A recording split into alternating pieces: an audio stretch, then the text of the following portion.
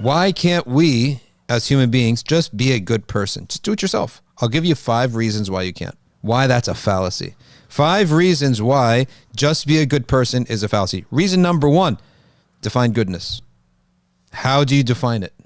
Anything that you say is purely subjective. It's your opinion. And if it's your opinion, you can't make law on it. And if you do, you're just imposing your law on me. Monarchy is the imposition of the subjective values of a minority on a majority. Democracy is the imposition of the subjective values of a majority on the minority. Democracy is the lesser of 2 evils.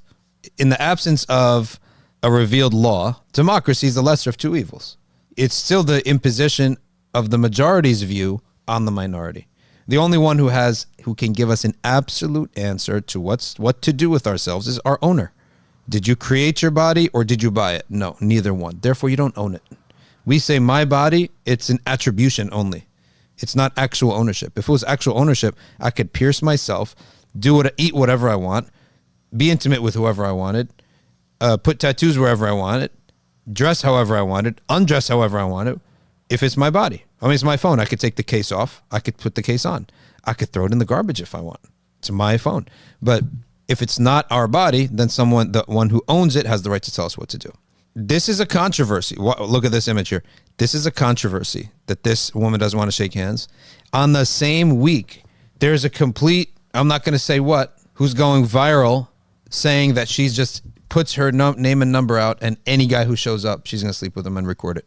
Yeah, that's what I'm telling you. It's out there being viral right now. The same week. So that's essentially our society now. My body, my choice has nothing to do with, obviously, pornography and sleeping around. That's a given. It has to do with abortion, right? So this is far less of anything, and yet this is controversial. So that's reason number 1. Your definition of goodness will be subjective. Reason number 2, if there's a multiplicity of goodnesses, you will have a clash. Hitler thought what he was doing was good. Obviously, his goodness imposed upon a whole bunch of other people. The communists stole everyone's property, and then said, we'll divide it up equally as we see fit. That's what they thought is good. So they imposed on my property.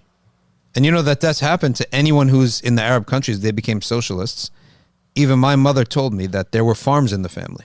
The government came in and took a whole chunk. Just took it. New rules. We're dividing it up amongst the poor. And then the farmers were like, hold on, they don't know how to farm. We're going to go hungry. The country's going to go hungry. These other people don't know how to farm. You think it's just throw a seed and put water? So in any event, multiple goodnesses will lead to a clash. Multiple standards. You need one standard of goodness. Otherwise, you get a clash. Number 3, you can't impose it. Any imposition of a subjective goodness will lead to oppression of some sort. Number 4, we don't need just goodness. We need a reason to be good. That's so important. So I ask people, if you work at Amazon and there's a really nice package, you're supposed to package this product, but no one's looking. There's no cameras. Why can't I put it in my pocket? It's going to cost Amazon $100, and maybe a disgruntled customer will never use them again. I don't think that's the case. What would stop anybody from nabbing a valuable item from Amazon for $100? Not only do we need to know what's good, we need a reason to follow what's good when the going gets tough. And what's the answer to that? The only reason that a believer would follow what's good is because he knows he can earn a greater good. And the only reason he would avoid something bad is he knows that it would help him avoid, or he would do something difficult, is that it would help him avoid something of a greater difficulty. So what Revelation does is what prophethood does is it offers us a rational reason, a personal reason to do this good. The atheists always say we're altruistic. We just do the good for the sake of the good. We don't need punishment and reward. Well, all you atheist philosophers turned out to be a bunch of rapists and sexual criminals. You know there's a book on that called Philosophers Behaving Badly. So that's firstly nonsense, number 1. Number 2, I'm going to tell you right away, I'm not an altruist. I'm a capitalist, and I'm very selfish. The first person I think about is myself. Every single human being is like this. Plants are created like this. Animals are created like this. We're created like this. The only difference is if you put that feeling in the right place, in the hands of the right person, that person, prophets, will take you to the point of transcending this kind of selfishness. But the path is telling us about an eternal pain and an eternal pleasure, and showing us that there are greater pleasures. But ultimately, every one of us, we're exactly the same as everybody else. We want to avoid pain and we want to maximize our pleasure. And that's why the Quran comes and addresses us and makes us believe, or obligates upon us, the belief in heaven and hell. Because that's the psychology of humans. Guaranteed, that's the psychology of humans. When you feel that your own life is at stake, you're going to worry about yourself first.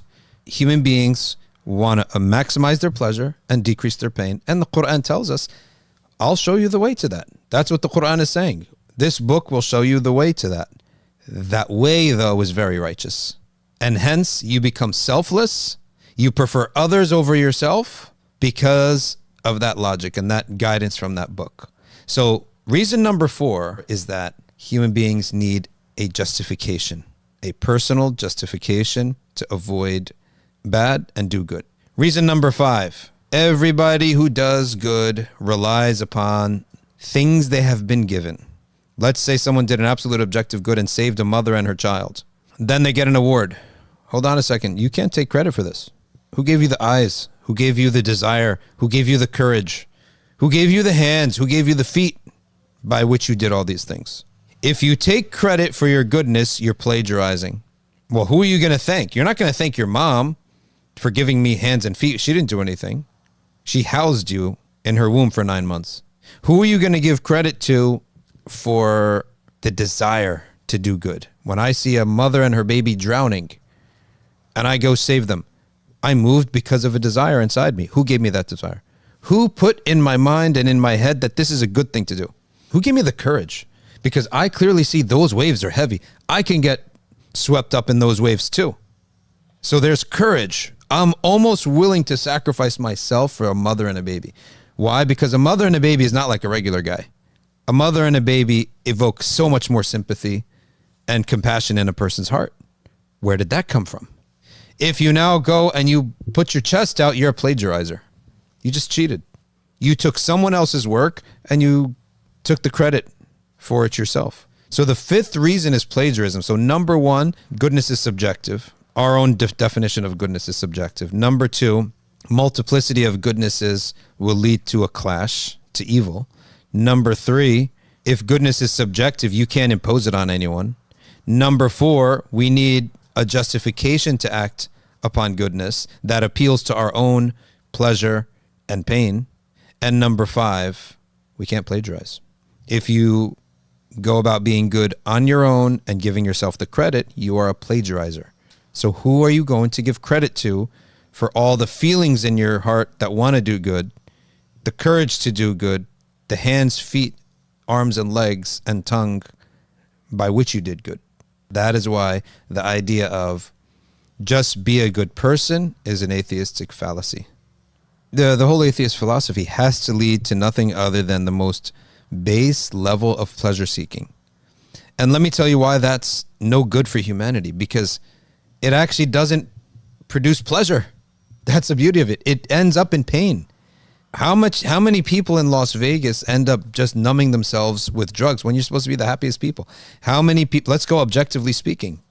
Where are the most therapists and psychiatrists and psychologists in the United States?